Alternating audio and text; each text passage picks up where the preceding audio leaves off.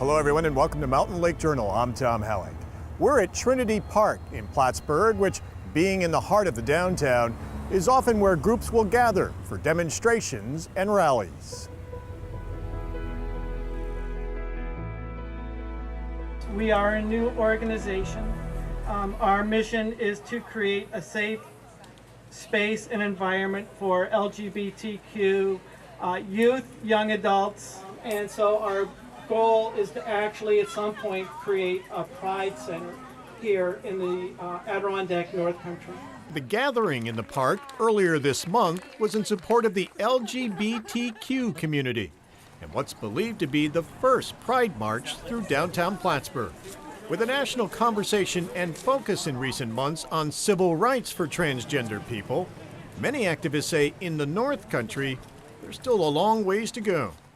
My vision is to be able to connect the whole transgender community across New York State. So what we're looking to do is be able to connect and work together.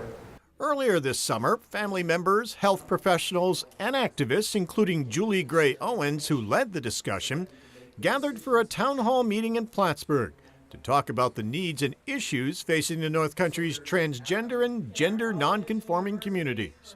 Transgender refers to people whose gender identity differs from their sex at birth, while gender nonconforming are people who don't follow stereotypes about how they should look or act based on their gender. Some of those who attended the meeting talked about challenges transgender youth face, especially at school. I have run into stuff with some teachers not wanting to use preferred names of students. Other kids and teens face constant bullying and a higher risk of suicide. We want to get into the schools. Kelly Metzgar is an advocate who recently established a transgender youth group based in Plattsburgh and hopes to form a support group for parents as well.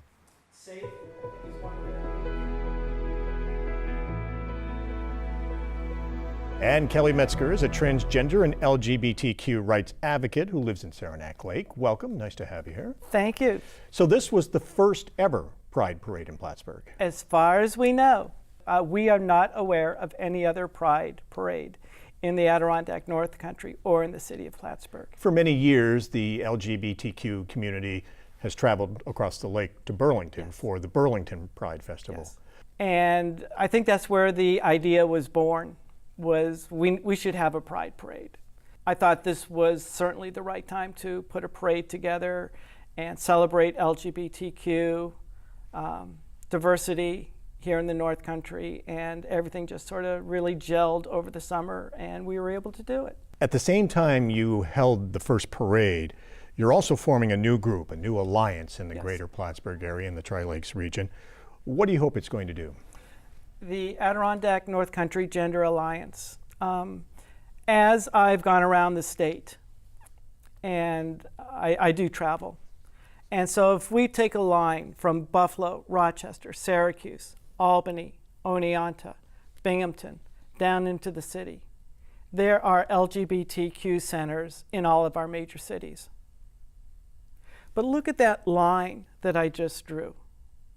And so there are no community-based LGBTQ centers in the North Country. My thought, my idea, my goal is to actually create an organization that brings all members of the LGBTQ community together, along with community resources and community leaders, so we can actually have something for the community.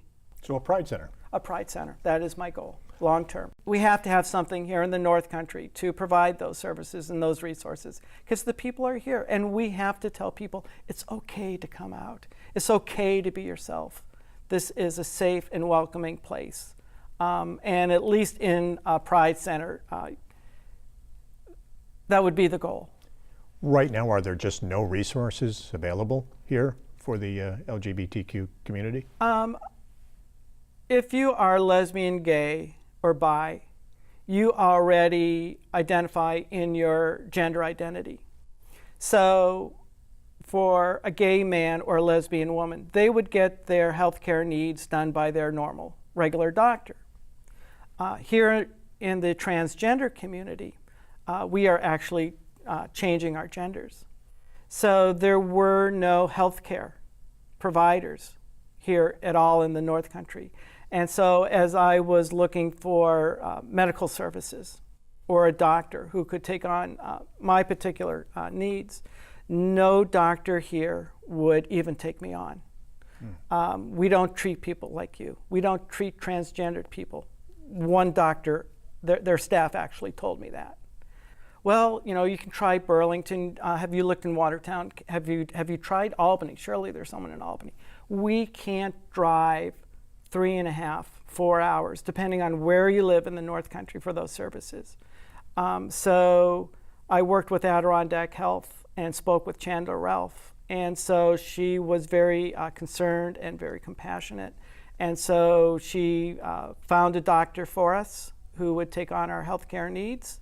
So because of that, we now have a doctor who will do basic transgendered hormonal health care.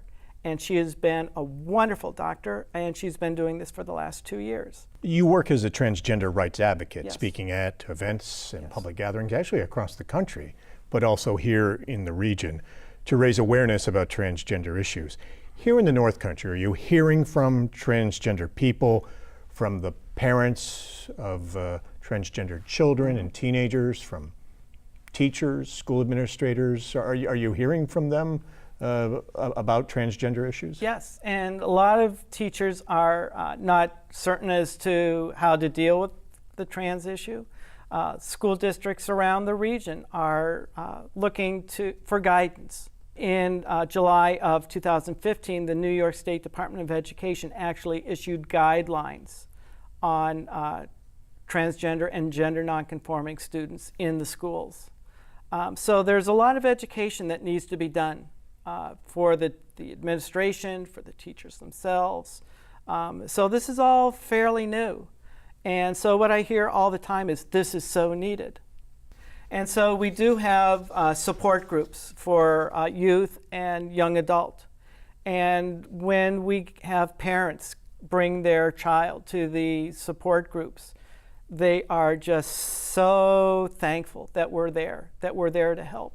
So when you talk to parents and teachers and administrators, educators, what are they telling you? They have a lot of questions. What is transgendered? How do we understand this? We explain what gender is and what gender isn't. That gender is not sex. Gender is in our minds. It's how we see ourselves. We explain that there is nothing wrong with the person, the child, whatever. This is how we were created from birth, and that's what we need people to understand, that there's nothing wrong with us. We're not looking to get fixed. We're not looking for reparative therapy. And basically to love your child and take them for who they say they are. And is this something that really school districts and workplaces and communities are just beginning to look at? Yes. I think even though the transgender community has been here for decades and probably centuries, this is really the first decade where it's safe to come out. I think we see an explosion of trans issues in this decade that we've never seen before. And so these are all new challenges in religious communities, in the workplace, in the schools, in our homes. We are, as a community, not hiding anymore. We are affirming our sense of self, and we are demanding our place in society and our equal rights on par with everyone else. How many school districts here in the North Country have a student who is transgender? I would say probably every school district. Sometimes the student may not be out, but when you look at the general population numbers, that we are somewhere between 0.3 and 0.5% of the population, I would say every school district in the North Country probably has at least one student, if not more. Do you think that would surprise people to hear that? Do you think they're aware of that? No, because a lot of transgender people are afraid to come out. And as a parent, you are not going to broadcast that fact about your child. Is part of the reason they may not reveal it, you mentioned, is bullying a real problem? Yes. I think there's bullying and harassment in schools to begin with. And so throwing being lesbian, gay, bisexual, transgender on top of that, it just adds to, one more thing that a student can be bullied or harassed over. And even worse for transgender students? Yes. So if you are a boy and you identify as a girl and you want to grow your hair out long, you want to wear a dress or a skirt or something, you are going to be made fun of. You are going to be harassed. You are going to be ridiculed. You are going to be assaulted. You are going to be bullied. Earlier this summer, you held a town hall meeting. Yes. Who attended the forum, and what were the concerns that they raised? This is actually an initiative that is going all through New York State to find out what the needs, what the issues are. How do we address those issues? What do we see as a vision for our New York State community? What services are needed? What education? What are the actual needs? And so the results were not surprising. The results, a need for medical care, for mental health care, for legal assistance, for having your name changed. Something that most people don't think of. The process of actually changing your identity. Mm-hmm.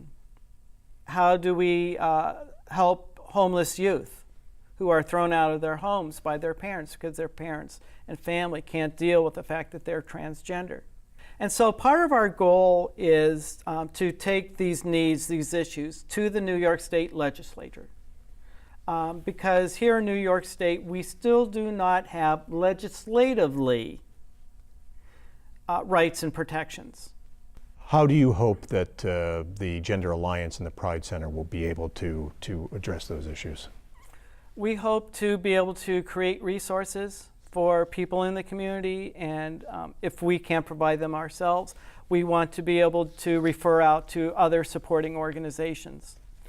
So if we don't have a mental health provider, we would like to be able to see, go see this person at this agency for mental health issues. Go see this doctor for your healthcare needs. Go see this attorney.